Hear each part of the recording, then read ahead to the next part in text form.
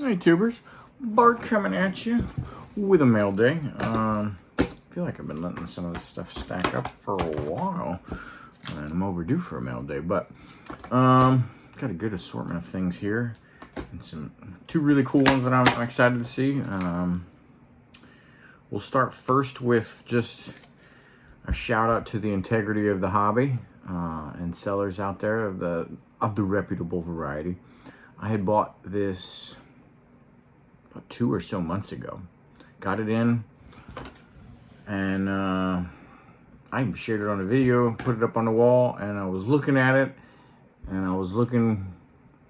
it said PSA 9, and I was like, what the hell?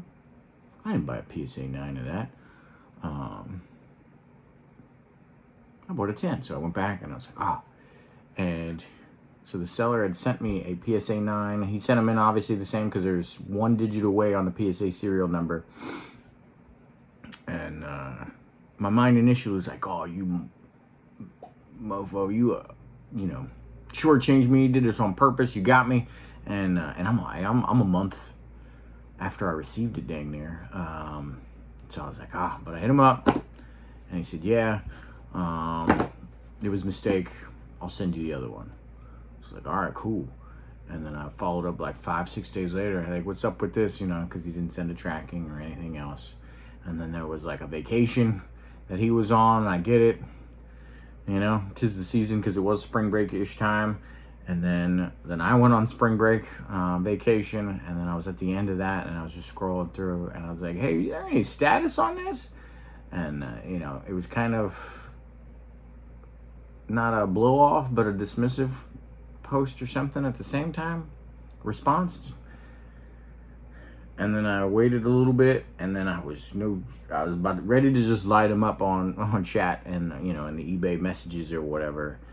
And something in my head, I just went and checked my mail that day, and it had showed up that day or whatever. So I'd sent him a message. It was a nice one-liner, even though I was ready to go just be upset at him, for all of my troubles and stuff, not to include that card, where your head's at during the day. But I just said, disregard my last. It came in today. Much appreciated. And because he initially said, hey, I'll send you the 10, and you just keep the 9. So I was like, all right, I'll make sure I pass it on or something like that if that's the deal. And he did. So I got the 10 in. That was your story time for the day. But pretty happy about that. That's Braden Holtby, no longer with us, done playing. Got injured just shy of 300 wins with us, but got the 300 overall as a goalie because he went to another team and barely put together a mediocre season after that, just getting old and whatnot. So that was that graded one. We'll go into some raw and then get back into the graded cards. Just dabbling with what I like in the hockey ones. If I ever want to sub a couple of caps or something, I absolutely love ice medallions. So this is an ice medallion from 07. These are out of 100. I'm a gold medallion sucker, from all sports. So this ice medallion, I think they, especially this year, specifically in 07, but lots of them, I just think they do better than even the platinum medallions in many regards. So picked that up. Only the goalie there. This is what the ice. This is a platinum medallion from Ultra. So they didn't always do the ice medallion, but 2014. That's Nicholas Backstrom. Not a huge fan of the appearance on that one. It was a $3-4 card, so I figured I'd give it a go. Wanted an auto of this guy, and he's not in a ton. So John Carlson. Been with the team about 15 years now. Defenseman. Very consistent and solid contributor, likely future Hall of Famer, even though not a sexy one there because he's a defensive guy. But wanted to have an auto there. And I'm getting 2 of this guy. Dennis Maruk. Only played with the Caps for not even a full 4 seasons. Came in like halfway their one season, did 2 full years, and then left midway in the 4th season. But owns a couple of our seasonal records, for scoring. By no means any of the big ones for longevity, but got this from 18 Chronology. You can find a lot of your team's players in that set. But also, just after I executed on that one, found the 01 Fleer Greats of the Game auto and picked that one up. This is the one I'm going to use for display. So between those two sets, you can find, at least for the Caps, but I'm imagining a lot of the other teams can do that. You can basically find every good player on your team through that. The chronology has even just the mediocre fan favorites that, you know, don't rise up to the NHL stardom, but I wanted to have a couple of these. Otherwise, you know, the 2 or 3 that I had would look phenomenal. But the presentation of the autographs is more balanced if I use the 01 Fleer Greats for some of the older guys. So that's what I do with that one. And I got one more of those. I think only one more Greats of the Game to pick up in Mike Gartner. But I'm being a cheap bastard and going back and forth with the guy for like the last 3 weeks on one of those. We'll see how that pans out. Some slab time. For those that remember the 96 game used jerseys, the OG game used jersey cards that came out. This is an homage to that from 2021.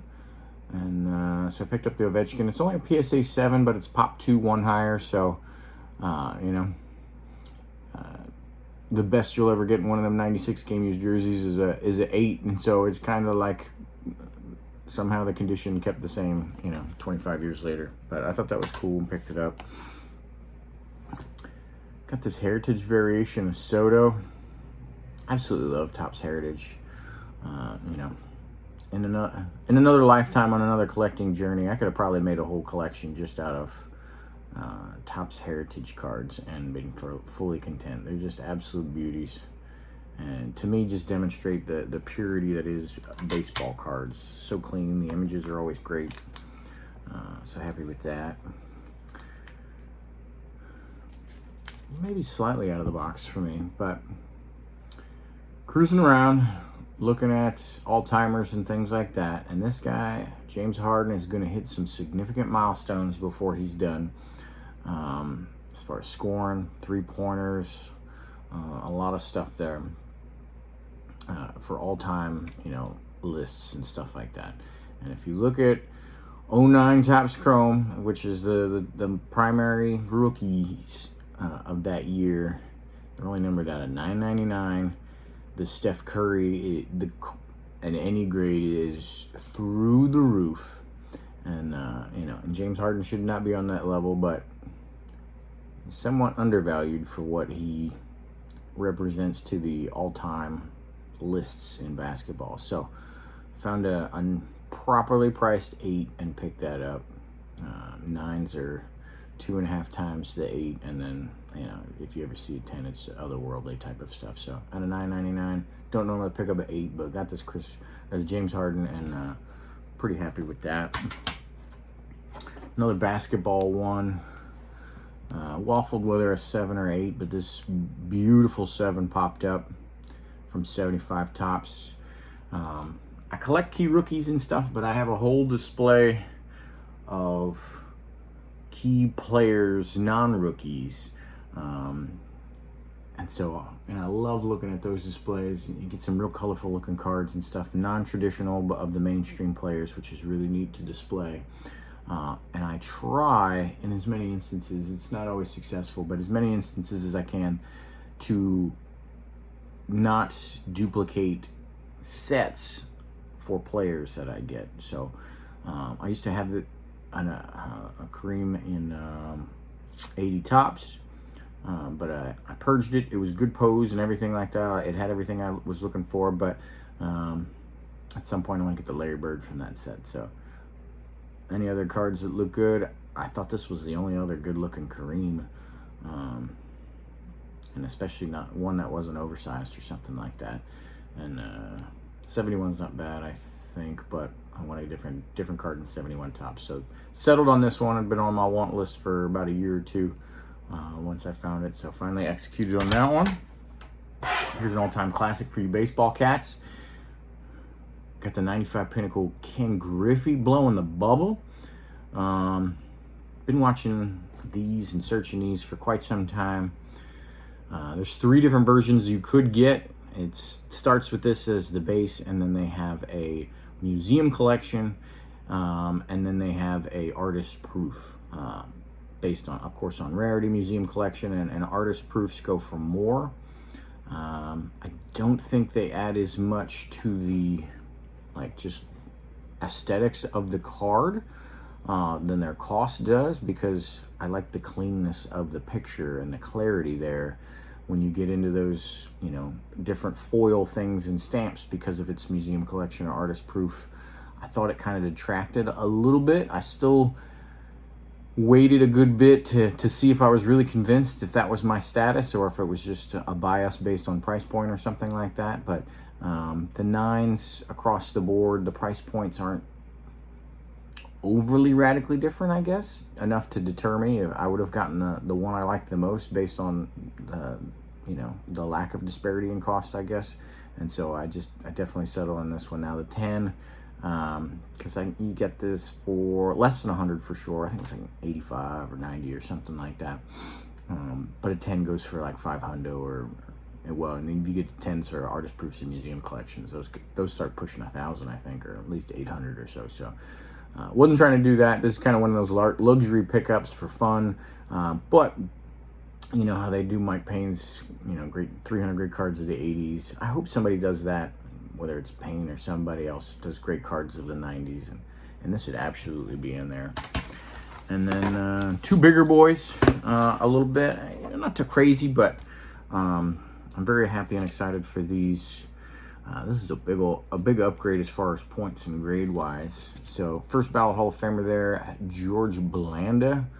He played for absolute ever. He's kind of like football's Gordie Howe as far as longevity and things like that. Kicker, quarterback extraordinaire, and got this for an 8, or got it in an 8 when I had a 5, so that's a pretty big upgrade. Excited for that. And then the price was right. Person went on vacation, and I got real nervous that they weren't going to come back and let me buy that card because they set it into vacation mode. But that's that. And then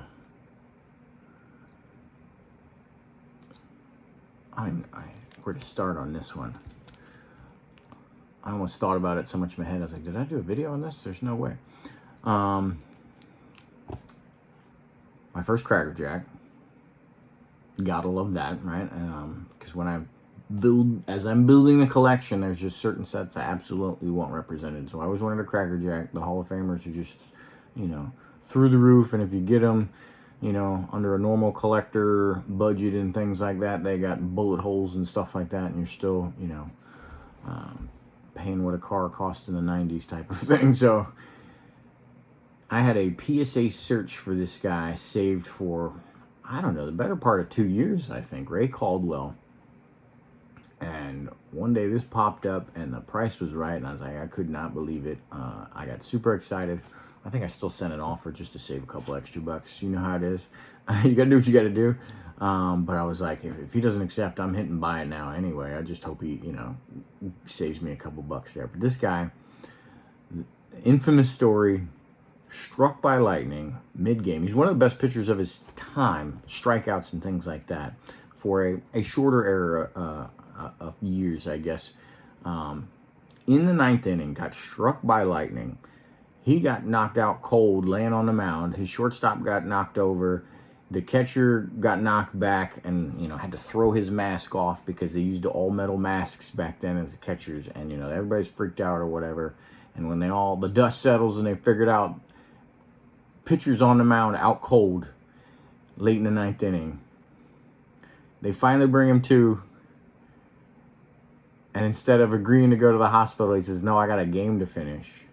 I think he either got the 1 or 2 outs that were remaining in the 9th inning to finish the game, complete game, get the win.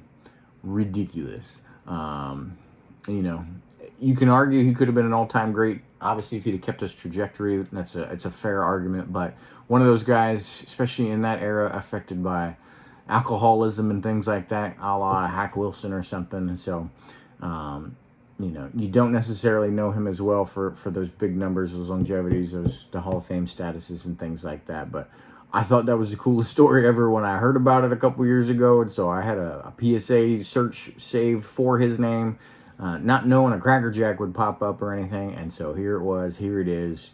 And I'm super excited for that. And beautiful 1915 Cracker Jack Ray Caldwell. So pretty happy with that mail day. No complaints whatsoever. Going on a little work trip this weekend, so glad to get this video out and about. But you know what that means? It means I'm away from family, sitting in a hotel for 2 weeks, and eBay scrolling happens for sure. So by the time I come back, probably have a pretty good mail day by then. Been selling some cards. It's gone well. My last consignment, you know, I'm gutting out things in boxes, great cards, but, you know, if they've been sitting in boxes for that long, I haven't taken them out, haven't appreciated them. They were previous projects, finished, moved on mentally and everything else. I finally, you know, I'm moving those pieces, and so it's been great for future pickups and new pickups and things. So all is well there. So I'm going to continue doing that and fine-tuning the collection. It's been a lot of fun. So till next time. Happy pre-Friday, aka Thursday, and see you later.